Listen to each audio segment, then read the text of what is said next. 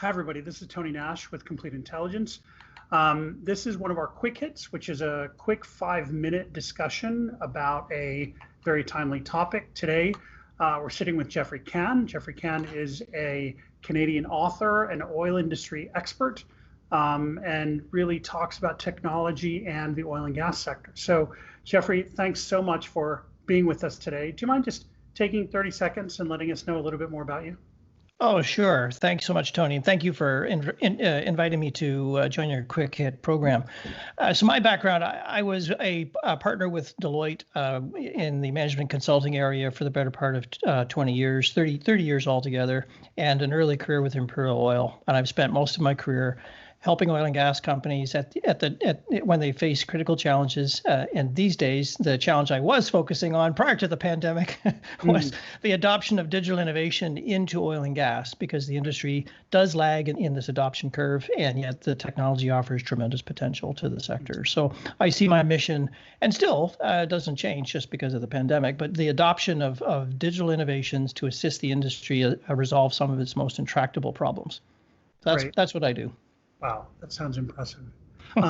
So, Geoffrey, since you're an oil and gas expert, I'm looking at the downturn in oil and gas and the downturn in prices there, and we're looking at some big layoffs and cost savings and these sorts of things with oil and gas firms. And typically a pullback is kind of an opportunity for an industry to reevaluate itself and try to figure out the way ahead. Yeah. Are we there with oil and gas? Do we expect major changes? And as we emerge from the current, say, pullback, how do we expect oil and gas to emerge? Do we expect more technology to be there? Do we expect more, say, efficiency, productivity? Are there other changes that we expect as we come out of this with oil and gas? Yeah, so I'm pessimistic about the prospects for oil and gas, and it's driven by this collapse in available capital and cash flow to the industry. So when the industry hits this kind of survival mode, there's a standard playbook that you dust off, and that playbook includes trimming your capital, canceling projects, downsizing staff, closing facilities, squeezing the supply chain, trimming the dividend. And anything that is considered a future, an investment in the future, is put on hold until the industry can get back on its feet. And this is the worst downturn. I've lived through 6 of these. This is the worst I've seen. Certainly sharpest, fastest, deepest, and coupled it with the overhang, the over excess production in the industry. And so my view is that when we come out the other end of the pandemic, what we're going to see the industry do is devote its capital to putting its feet back on the ground and getting back into its normal rhythm. But what that means is all the changes that are potential out there are likely to have been set aside in the interim. Okay, thanks very much. Nice talking to you. I'm kidding. Okay, it's pretty depressing, but I guess if you were to have your way, and if you were running all the oil companies and they were to make some changes in this time, what would those changes be? Like, what would the priorities be that you would set if you were recommending to them to say, gosh, we really just do need to kind of take stock of where we are and figure out where we want to be in 1, 2, 5, 10, 20 years, and we can make some pivotal changes right now. What would some of those key changes be? Well, there's at the moment there is a gap in this is just thinking about the art of the possible with how oil and gas could change itself for the future. There is a gap between what other industries have discovered, learned, and are adopting, and where oil and gas is at. And that gap is first needs to be addressed by raising the understanding and the capability and the capacity in oil and gas to deal with the possibilities presented by these technologies. And so there's task number one that oil and gas companies can absolutely do, even during a downturn. Just train people and get them across the newer concepts and newer ideas. A second possibility is to embrace the foundational elements that have proven to be the key success factor for so many other industries. One of those would be cloud computing. The adoption of cloud-based infrastructure, moving data into the cloud, is not costly. It generates an immediate payback because cloud infrastructure is so cheap. and it puts the company into a solid position for when the normal day-to-day running of it gets back in gear. The investments it may have been making in digital innovation can all now be brought back into stride because this foundational technology will be in place. So those are the two things that I would do: get people ready for the journey ahead, and put one of these foundational steps in place to get ready.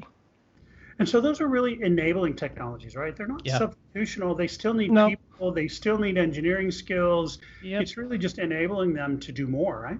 Correct. Yeah. And covering off that gap in capacity is the key thing. Somewhere down the road, there will be, and you can see the road signs are very, very clear now, the adoption of artificial intelligence and machine learning tools to, say, improve the performance of the business.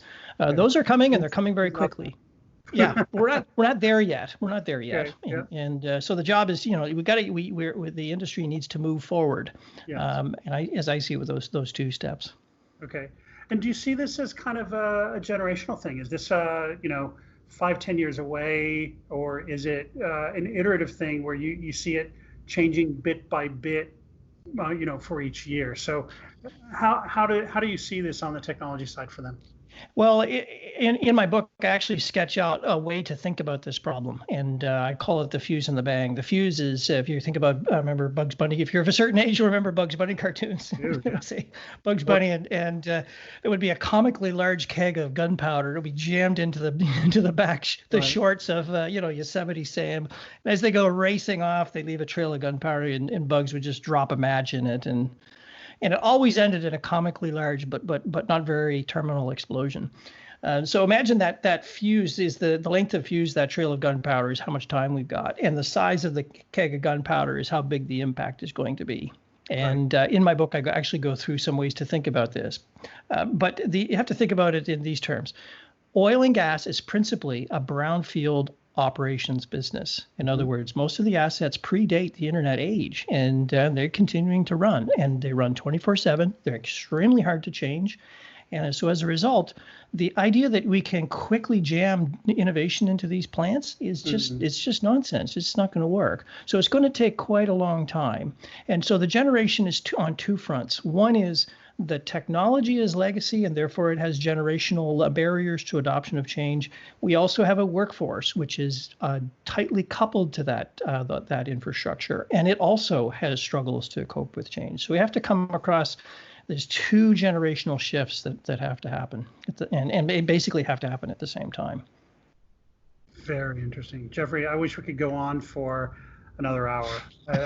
There's so many directions we could take from here. So thanks so much for your time. It's been really great talking to you. And I hope we can revisit this maybe in a couple months to see where the industry is, how far we've come along just with the downturn in kind of first and second quarter. Yeah. Maybe we can look later in the year just to see where things are and if we're in a bit of a better place. That'd be great fun. This is, as I like to tell people, this is not the time to actually leave or ignore the industry. It's when it goes through these great troughs like this is when exciting things happen. So pay attention. Great. Thank you, Geoffrey. Thanks so much for your time. You bet.